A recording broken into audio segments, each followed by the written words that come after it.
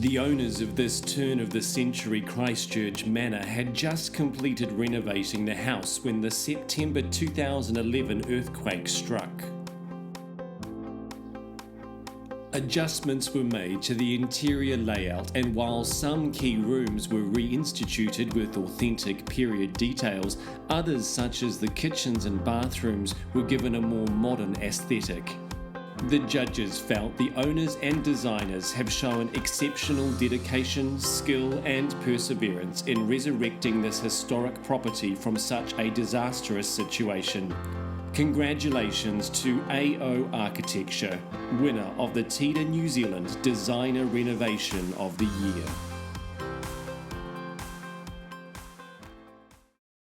Congratulations to AO Architecture, winner of the TIDA New Zealand Designer Renovation of the Year.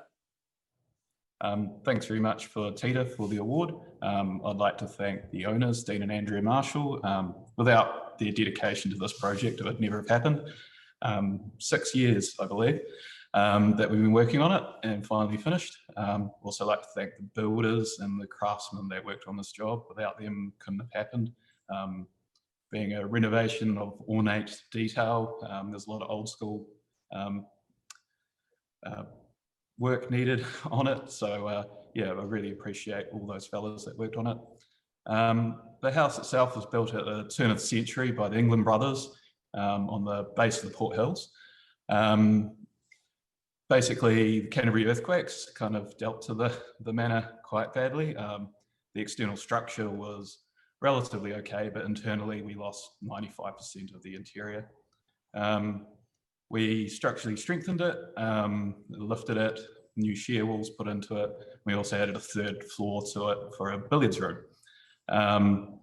The house is divided into 4 apartments to give it a future use, it being such a large manor, and it was really important to the owners that this house would continue to be appreciated and have a function in the future.